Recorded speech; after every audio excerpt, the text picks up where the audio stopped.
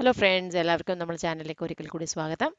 ഇന്നത്തെ നമ്മളെ വിഷയം ഇതാണ്: വീട്ടിൽ തന്നെ ബർഗർ എങ്ങനെ ഉണ്ടാക്കാം എന്നുള്ളത് നോക്കാം. ബർഗറിൻ്റെ ബന്നല്ല, ബന്ന് ഞാൻ ഇനിയും കാണിക്കാനുണ്ട്.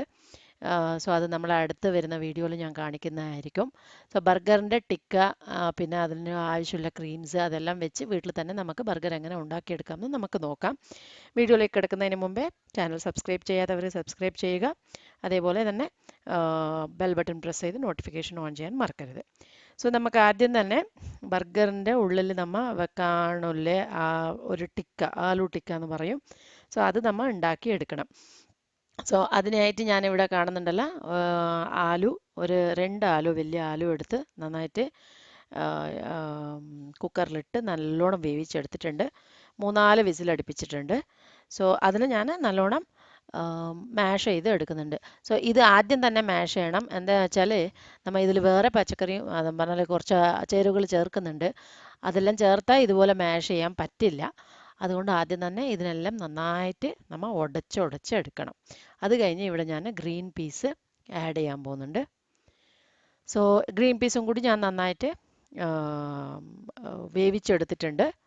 ഗ്രീൻ പീസ്, പിന്നെ ഉള്ളി പ്രത്യേകം ശ്രദ്ധിക്കുക, നല്ലോണം ചെറുതായിട്ട് അരിഞ്ഞ് ഉള്ളി എടുക്കണം. അതേപോലെ മല്ലിച്ചപ്പും അരിഞ്ഞിട്ട് ചെറുതായിട്ട് എടുത്തിട്ടുണ്ട്. പിന്നെ ഇവിടെ ലാസ്റ്റ് ഒരു ഐറ്റം, ഞാൻ കുറച്ച് ചീസ് ചേർക്കുന്നുണ്ട്. ചീസ് ഇല്ലാത്തവർ ബട്ടർ ചേർത്താലും പ്രശ്നമില്ല.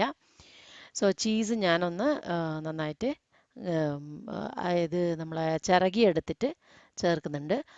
ഈ ചേരുവകളെല്ലാം നമ്മൾ ആദ്യമായിട്ട് ഒന്ന് നല്ലോണം കുഴച്ച് കൊടുക്കുക. ഇതിൽ നമ്മൾ കുറച്ചും കൂടി സ്പൈസസ് എല്ലാം ചേർക്കുന്നതുണ്ട്. അതിന് മുമ്പേ നമ്മൾ ഈ പച്ചക്കറികളെല്ലാം നന്നായിട്ട് മിക്സ് ആവുന്ന മാതിരി, ഇനി എന്തെങ്കിലും ഉടയാത്ത ഭാഗങ്ങളുണ്ടെങ്കിൽ നല്ല ഉടച്ച് ആ ഉള്ളിയെല്ലാം ഒന്ന് സെപ്പറേറ്റ് ആവുന്ന മാതിരി കുഴച്ച് നമ്മളെ സ്റ്റഫ് റെഡിയാക്കും. ഇതിൽ നമ്മളിപ്പോൾ സ്പൈസസ് ചേർക്കാൻ പോകുന്നുണ്ട്. ആദ്യം തന്നെ മുളക് പൊടി, ഈ സ്പൈസസ് എല്ലാം ഒരു ക്വാണ്ടിറ്റി ഇല്ല, നിങ്ങളെ ഇതനുസരിച്ചിട്ട് ക്വാണ്ടിറ്റി മെഷർമെൻറ്റ് അനുസരിച്ച് ചേർത്തോ. മുളക് പൊടി, പിന്നെ മഞ്ഞൾപ്പൊടി, പിന്നെ ചേർക്കാൻ പോകുന്നത് ചാറ്റ് മസാലയാണ്. ചാറ്റ് മസാല അധികം ചേർക്കരുത്, ഉപ്പ് കൂടിയ മാതിരി തോന്നും നമുക്ക്. പിന്നെ ജീര പൗഡർ, നമ്മളെ ജീരകത്തിൻ്റെ പൗഡർ, അത് മസ്റ്റാണ്. പിന്നെ നമ്മൾ ഇടേണ്ടത് ആവശ്യത്തിന് ഉപ്പ്. ഈ 5 സ്പൈസസ് ആണ് ബേസിക് സ്പൈസസ്. ഞാനൊരു ബേസിക് ആയിട്ടുള്ള ഒരു ടിക്കയാണ് നിങ്ങൾക്ക് കാണിക്കുന്നത്, വീട്ടിൽ കിട്ടുന്ന സംഭവങ്ങൾ വെച്ചിട്ട്. ഇതെല്ലാം ചേർത്ത് നന്നായിട്ട് നമ്മളെ സ്റ്റഫ് കുഴച്ചെടുക്കുന്നുണ്ട്. ഇതെല്ലാം കുഴച്ചതിന് ശേഷം നമ്മൾ ഒന്ന് ടേസ്റ്റ് ചെയ്ത് നോക്കാം, ഉപ്പും പിന്നെ മുളകും എല്ലാം കറക്റ്റായിട്ടുണ്ടോ എന്ന്. ഇല്ലെങ്കിൽ ഒന്നും കൂടി നമുക്ക് ചേർക്കാവുന്നതേ ഉള്ളൂ. കണ്ടില്ലേ, നമ്മളെ സ്റ്റഫെല്ലാം റെഡി ആയിട്ടുണ്ട്. അത്യാവശ്യം ടേസ്റ്റ് അനുസരിച്ചിട്ട് ഞാൻ ഉപ്പും മുളകും എല്ലാം ചേർത്ത് വെച്ചിട്ടുണ്ട്. പിന്നെ ഇത് കഴിഞ്ഞിട്ട് നമുക്കൊരു 2 കാര്യങ്ങളും കൂടി റെഡിയാക്കി എടുക്കാനുണ്ട്. ഇത് നമുക്ക് ഒന്ന് സൈഡ് വെച്ചിട്ട് നമ്മളെ ബാക്കി പരിപാടിയിലേക്ക് കിടക്കാം. അതായത് ഇവിടെ ബ്രെഡ് പൗഡർ, പിന്നെ കോൺഫ്ലോർ.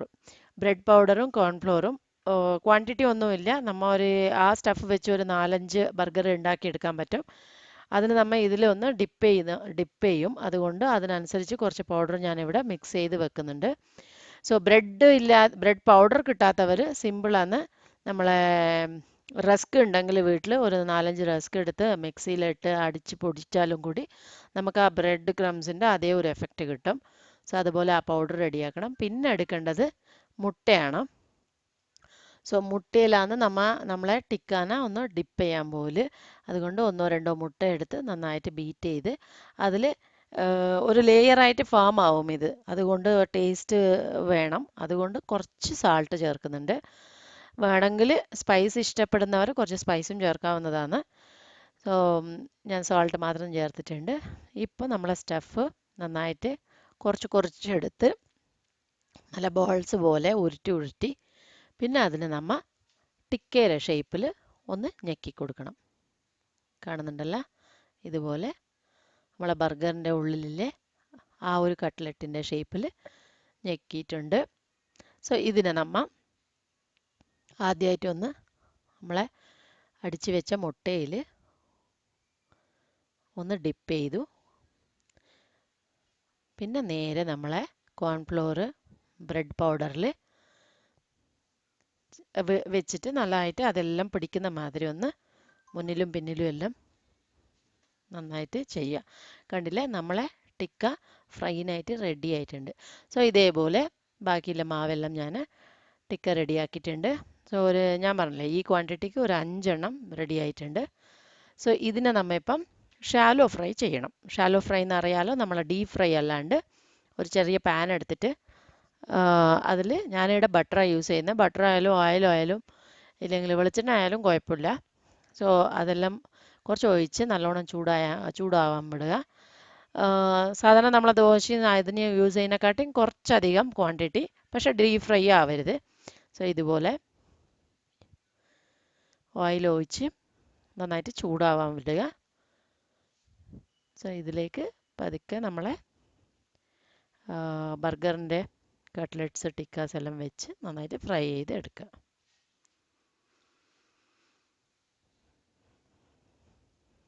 കണ്ടല്ലോ. സോ ഒരു വശം നന്നായിട്ട് ഫ്രൈ ആയത് പിന്നെ അതേപോലെ നമ്മൾ അത് തിരിച്ചിട്ട് മറുവശം ഫ്രൈ ചെയ്ത്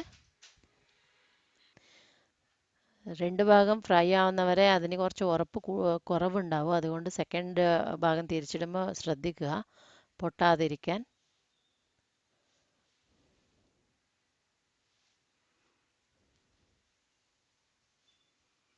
സോ ഇതേപോലെ എല്ലാം തിരിച്ചിട്ട് നന്നായിട്ട് രണ്ട് ഭാഗത്തും ഫ്രൈ ചെയ്ത് എടുക്കണം.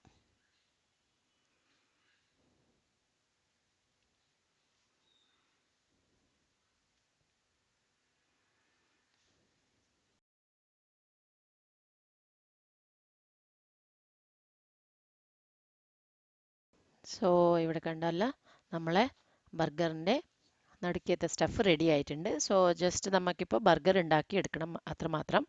സോ ഇവിടെ കാണുന്നുണ്ടല്ലോ, ഞാൻ ഈ ബണ്ണ് എടുത്തിട്ടുണ്ട്. അടുത്ത് തന്നെ നമ്മൾ ഈ ബണ്ണ് വീട്ടിൽ തന്നെ എങ്ങനെ ഉണ്ടാക്കുക എന്നുള്ള വീഡിയോ ഞാൻ കാണിക്കുന്നുണ്ട്. സോ തൽക്കാലത്തേക്ക് ഇത് ഞാൻ വെളിയിൽ നിന്ന് വാങ്ങിയിട്ട് വന്ന ബണ്ണാണ്. സോ ഈ ബണ്ണ് നടുക്കൊരു മുറിച്ച് അതിനെ നമ്മൾ ഫ്രൈയിൽ ജസ്റ്റ് ഒരു ഗീയോ ബട്ടറോ അപ്ലൈ ചെയ്ത് ഒന്ന് ഫ്രൈ ചെയ്തെടുക്കണം. നമ്മൾ ആ പാവ് ഭാജിക്കെല്ലാം ഫ്രൈ ചെയ്യുന്നില്ലേ അതുപോലെ ഒരു 2 മിനിറ്റ്സ്.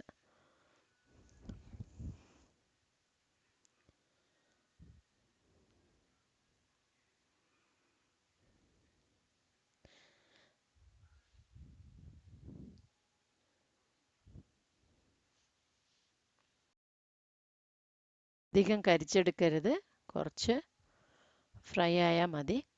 സോ ഫ്രൈ ആയതിനപ്പുറം നമ്മൾ എടുത്ത് സൈഡ് വെക്കുന്നുണ്ട്. പിന്നെ ഇതിൽ നമുക്ക് ഞാനിവിടെ ഒരു കപ്പിൽ നമ്മൾ ടൊമാറ്റോ കച്ചപ്പും പിന്നെ അതേപോലെ മയോനീസും ചേർത്ത് ഒരു പേസ്റ്റ് ഉണ്ടാക്കിയിട്ടുണ്ട്. ഇത് നിങ്ങൾക്ക് സെപ്പറേറ്റ് ആയിട്ടും യൂസ് ചെയ്യാവുന്നതാണ്. പക്ഷെ സെപ്പറേറ്റ് ആയിട്ട് അപ്ലൈ ചെയ്യുമ്പോൾ കുറച്ചും കൂടി ബുദ്ധിമുട്ടാണ്. ഒരു ചെറിയ സംഭവമല്ലേ ബന്ന് പറയുമ്പോൾ. പിസ്സക്ക് എന്തെങ്കിലും സെപ്പറേറ്റ് ആയിട്ട് നമുക്ക് അപ്ലൈ ചെയ്യാനുള്ള വലിയ സ്ഥലം ഉണ്ടാവും. സോ ബന്ന് ചെറുതായതുകൊണ്ട് ഓൾറെഡി ഞാനിത് കുഴച്ച് ഒരു പേസ്റ്റ് ആക്കിയിട്ടുണ്ട്. ആ പേസ്റ്റ് രണ്ട് ഭാഗത്തും നന്നായിട്ട് അപ്ലൈ ചെയ്ത് കൊടുക്കുക. ഇതിൽ വേണമെങ്കിൽ നിങ്ങൾക്ക് മുളക് പൊടി ചേർക്കാം, കുറച്ചും കൂടി സ്പൈസ് ഇഷ്ടപ്പെടുന്നവർ. ഇല്ലെങ്കിൽ ചില്ലി സോസ് തന്നെ വരും. ഞാനിപ്പോൾ ഇവിടെ ചേർന്നത് നോർമൽ സോസാണ്, ചില്ലി സോസ് തന്നെ വരും. അത് ചേർത്തിട്ട് ആക്കാം. അതേപോലെ തന്നെ ഉള്ളി ഡയറക്റ്റായിട്ട് ഉള്ളിയിലെ കഷ്ണങ്ങൾ വെക്കാണ്ട് ഞാനത് കുറച്ച് ഇങ്ങനെ മാറ്റിയെടുത്ത് റൗണ്ട് റൗണ്ട് ആയ പീസസ് ഇതുപോലെ ഡെക്കറേറ്റ് ചെയ്യുന്നുണ്ട്. സോ ഇതെല്ലാം നിങ്ങളെ ഒരു ഇൻട്രസ്റ്റിൻ്റെ മിത്തിൽ ഡിപ്പെൻഡ് ആവുന്നതാണ്. ഉള്ളിൽ വെക്കുന്ന സ്റ്റഫിങ് പിന്നെ നമുക്ക് വേണമെങ്കിൽ ക്യാപ്സിക്കം യൂസ് ചെയ്യാം, ഇല്ലെങ്കിൽ ക്യാബേജ് യൂസ് ചെയ്യാം. സോ അതുപോലെ സ്റ്റഫിംഗ് ഒക്കെ നിങ്ങൾക്ക് പ്ലാൻ ചെയ്യാം. ഞാൻ ഏറ്റവും ചെറിയ സ്റ്റഫിംഗ് ആണ് വെക്കുന്നത്. അതിൻ്റെ മുകളിൽ നമ്മളെ ബർഗർ വെച്ചിട്ടുണ്ട്, കട്ട്ലറ്റ്. അതേപോലെ കുറച്ചും കൂടി ഉള്ളിയും തക്കാളി ഇതിൻ്റെ മുകളിലും കൂടി ഫില്ല് ചെയ്ത് നമ്മൾ ക്ലോസ് ചെയ്ത് വെച്ചാൽ നമ്മളെ ബർഗർ റെഡി. സോ ഇതാണ് ബർഗർ ഉണ്ടാക്കുന്ന വിധം. ഏറ്റവും സിമ്പിൾ ആയിട്ടുള്ള ഒരു പ്രൊസീജിയറാണ്. സോ നമ്മൾ ഒരു half an hour time spend ചെയ്താൽ വീട്ടിൽ തന്നെ ബർഗർ ഉണ്ടാക്കി നമ്മളെ മക്കൾക്ക് കൊടുക്കാം. എല്ലാവരും ഒന്ന് ട്രൈ ചെയ്യുക. ട്രൈ ചെയ്തവർ കമൻറ്റ് ചെയ്യാൻ മറക്കരുത്. കണ്ടില്ലേ, ഇവിടെ 2 ബർഗർ വിത്ത് കച്ചപ്പ് റെഡി ആയിട്ടുണ്ട്. സോ എല്ലാവർക്കും ഈ വീഡിയോ ഇഷ്ടപ്പെട്ടു എന്ന് വിചാരിക്കുന്നു. കമൻറ്റ് ചെയ്യാൻ മറക്കരുത്. അതുപോലെ നമ്മളെ ചാനൽ സബ്സ്ക്രൈബ് ചെയ്യാനും മറക്കരുത്. കൂടെയുള്ള ബെൽ ബട്ടൺ പ്രസ് ചെയ്ത് നോട്ടിഫിക്കേഷൻ ഓൺ ചെയ്യുക. Thank you so much for watching.